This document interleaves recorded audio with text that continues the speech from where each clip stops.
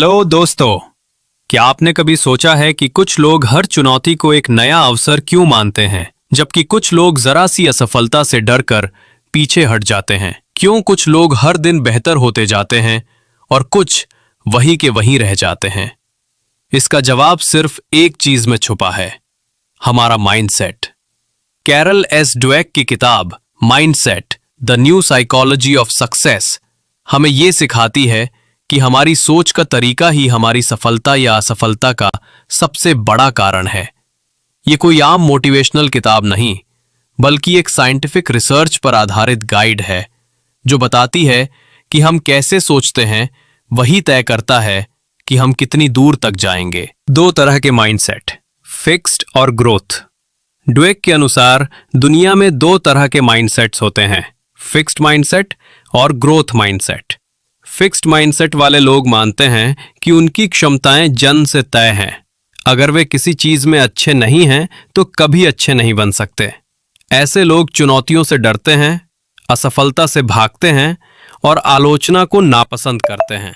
दूसरी ओर growth mindset वाले लोग मानते हैं कि क्षमताएं मेहनत, सीख और सही रणनीति से बढ़ाई जा सकती हैं। वे हर असफलता को सीखने का मौका मानते हैं और हर दिन खुद को बेहतर बनाते हैं। सोचिए, अगर थॉमस एडिसन, आइंस्टाइन या माइकल जॉर्डन ने पहली असफलता के बाद हार मान ली होती तो शायद आज दुनिया उन्हें महान नहीं मानती। माइंडसेट बनता कैसे है? हमारा माइंडसेट कोई जन्मजात चीज नहीं है, ये हमारी परवरिश, अनुभवों और सीखने के तरीकों से बनता है। मान लीजिए, अगर किसी बच्चे को बार बार कहा जाए तुम बहुत स्मार्ट हो, तो वो सोचने लगता है कि स्मार्टनेस एक स्थायी चीज है। अब अगर उसे कोई कठिन चीज नहीं आती तो उसे लगेगा कि वो स्मार्ट नहीं है और वो हार मान लेगा। लेकिन अगर उसी बच्चे से कहा जाए तुमने बहुत मेहनत की इसलिए सफल हुए, तो वो समझेगा कि मेहनत से कुछ भी सीखा जा सकता है। ऐसे बच्चे मुश्किलों को चुनौती की तरह लेते हैं और धीरे धीरे ग्रोथ माइंडसेट विकसित करते हैं। फिक्स्ड बनाम ग्रोथ। सोच का असली फर्क। ड्वेक के एक प्रयोग में दो ग्रुप्स के बच्चों को अलग अलग तरीके से प्रोत्साहित किया गया।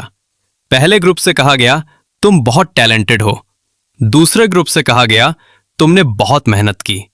जब कठिन सवाल दिए गए, पहला ग्रुप जल्दी हार मान गया क्योंकि उन्हें डर था कि अगर वे असफल हुए तो उनका स्मार्ट टैग चला जाएगा, जबकि दूसरा ग्रुप लगातार कोशिश करता उन्हें भरोसा था कि मेहनत से सीखा जा सकता है।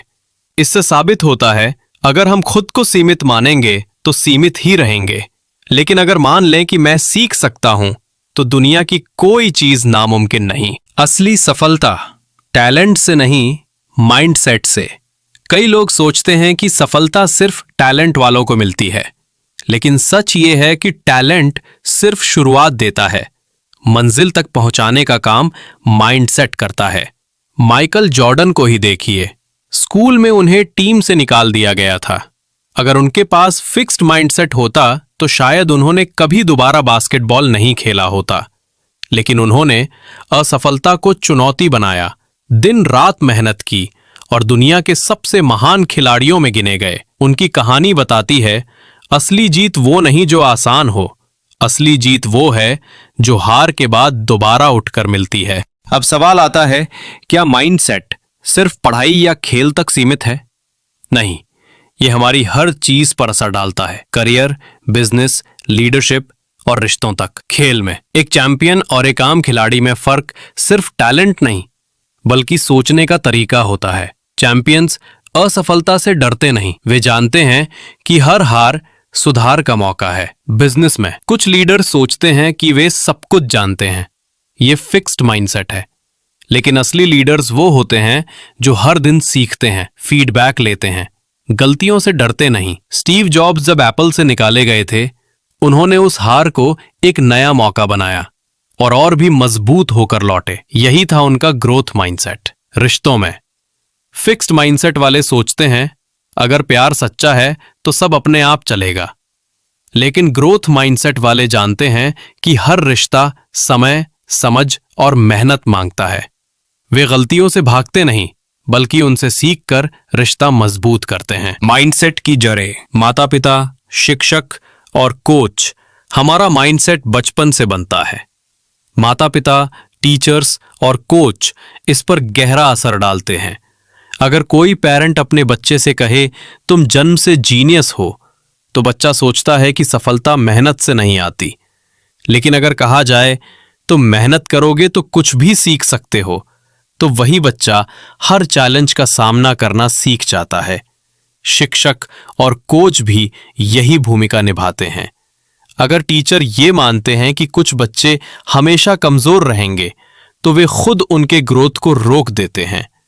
लेकिन अगर वे विश्वास करें कि हर बच्चा सही मार्गदर्शन से सीख सकता है, तो वे बच्चों में ग्रोथ माइंडसेट जगाते हैं। इसी तरह एक अच्छा कोच सिर्फ जीतने पर नहीं, बल्कि सीखने और सुधारने पर फोकस करता है। माइंडसेट बदला जा सकता है। सबसे जरूरी बात, माइंडसेट कोई स्थायी चीज नहीं है। हम चाहें तो आज से ही इसे बदल सकते हैं। अगली बार जब किसी चुनौती का सामना हो, तो खुद से बस एक सवाल पूछिए, क्या मैं हार मानूंगा या इसे सीखने का मौका बनाऊंगा? जवाब वही तय करेगा कि आपका माइंडसेट फिक्स्ड है या ग्रोथ। दोस्तों, कैरल ड्वेक की माइंडसेट किताब हमें यह सिखाती है कि हमारी सफलता का असली राज हमारे भीतर। कुछ नया सीख सकते हैं तो जिंदगी की कोई चुनौती हमें रोक नहीं सकती।